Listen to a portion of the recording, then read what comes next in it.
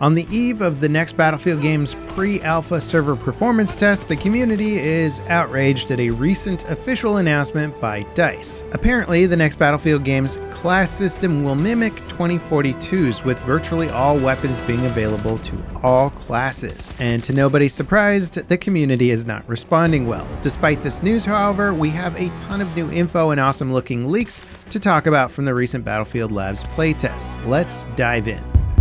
So the big news up front, DICE are hosting a pre-alpha server performance test for 72 hours starting, well, today. The test will be invite only, but since the goal is testing how many players the server can handle, it'll likely include a pretty large number of players, possibly the largest to date. Unfortunately, the test is still under strict NDA, preventing participants from discussing or sharing recordings of the gameplay. Now, it's really encouraging to see DICE doing community stress tests this far ahead of launch. It gives me a lot of confidence that they're taking the right steps towards a stable launch, which is absolutely crucial for this phase of the franchise. We got to get a good game out the door on day one. Sadly, this good news is overshadowed by the elephant in the room, Battlefield Labs community update about classes. It covers DICE's current design philosophy for the next Battlefield game's class system, and I think the image they provided sums up the post pretty well.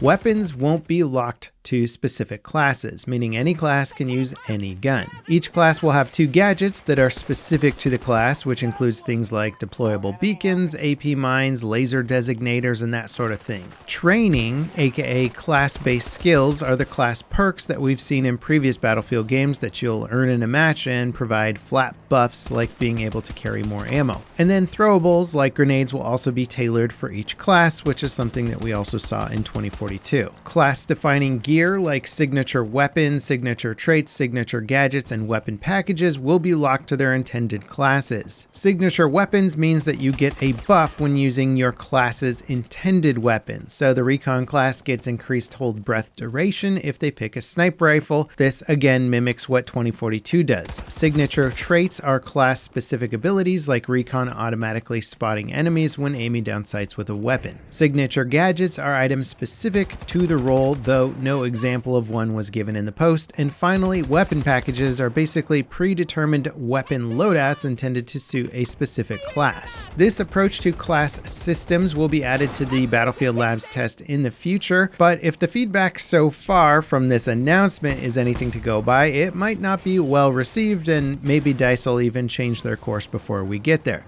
Players are basically outraged that DICE are doubling down on Battlefield 2042's freeform class system that seems like it was kind of designed around their lack of unique weapons at the start, so they just gave every class access to every weapon. The feedback across social media and Reddit is that players want the class-locked weapons and gadgets from past Battlefield titles like Battlefield 3 and Battlefield 4. Now, the reason for wanting class-specific weapons might seem somewhat subtle, but the effect on gameplay can be massive. When any class can use any weapon in the game, the difference in the experience from one class to another feels less distinct. Everything ends up feeling like you're just playing the exact same soldier with a ability swap out, which essentially is exactly what you're doing. It doesn't force players to move away from a go-to weapon preference or experiment with different weapon types, so a metagun could become your metagun for every single class or even every single player in the match. Another argument against this is that it takes away the usefulness for class recognition and combat ability recognition.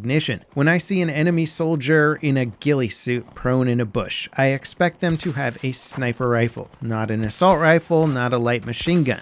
Battlefield is a game where class recognition and weapons/ability expectations have always been core to the experience. Removing that takes an important part of the game away. It's also just a matter of fact that the most popular Battlefield games ever built are built around classes feeling very distinct from each other, having both distinct gadgets and distinct weapons. It's what the franchise is known for, and it does it better than most other games competing with it. So designing a Battlefield title without more distinct classes makes it feel less like Battlefield at the end of the day, and I'm really afraid that they might be going down this path because it integrates with a bunch of their other modes better, like say the Battle Royale mode, which would be the worst reason to try and integrate something like this. Now, all that said, the latest round of leaks from recent playtests still makes the next Battlefield game look pretty darn impressive. Destruction is a huge focal point in most of the clips I see, with entire buildings getting blown apart by a single RPG shot. We also get a look at canted weapon sights, giving your gun multiple optics to pick from. A screenshot of the weapon customization system also leaked,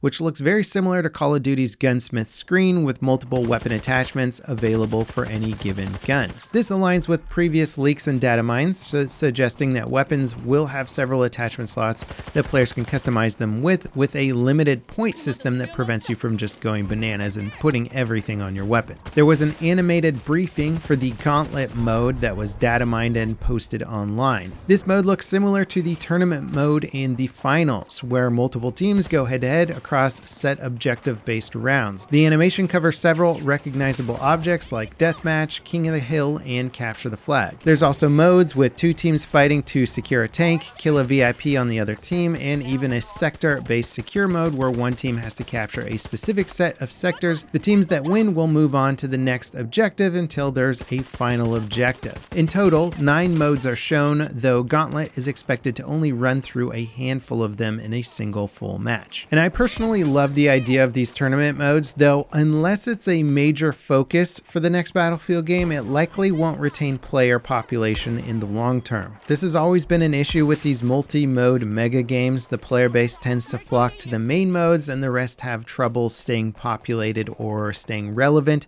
but we'll just have to wait and see. We also got some data mined info about what the game's servers will support. There's a commander mode, free-to-play mode that presumably will be used for the free-to-play weekends or events, or maybe there actually is a free version of this next game, spectator mode with first and third-person views, a free cam, a photo mode, multiple factions including Britain, Japan, Italy, Russia, Germany, France, and the US with different variations like Europe or Pacifica. There's also mention of a second chance style event similar to Warzone's Gulag that will likely be used in Battlefield's Royale mode. One of the biggest bits of info that we got is that horses and boats will be available in some matches. There's also hints that air superiority with things like behemoths, such as the blimps from Battlefield 1, will be in a playable mode. So it's been an interesting week for Battlefield. Everything revolving the Battlefield Labs playtests and data mine info looks really promising and like DICE are heading down the right path. However, their official post about where they're going with classes seems like an obvious blunder, and I'm having a hard time imagining DICE making this decision outside of the realms of needing to do it so that they can better integrate with, say, a Royale mode or something like that, and not wanting to create a hybrid system where classes work differently in the base game versus the Royale game and whatever. I hope DICE is not digging themselves into a corner on this design goal here, and that they can segment class weapons more so that we can get back to that traditional feeling Battlefield experience. I'd be curious to know what you guys think of this announcement. Is it overblown? Did you actually think the 2042 system was fine, or do you want them to go back to what they did in Battlefield 1, BF3, BF4? If you guys enjoyed this video, don't forget to drop me a like, subscribe for more content like it, and if you want a deeper insight into some of the decisions that you have to make along the way with game development, check out my latest devlog for a spaceship game that I've been working on for over a year now. As always, thanks so much for watching, and I'll see you next time. This is Level Cap, signing off.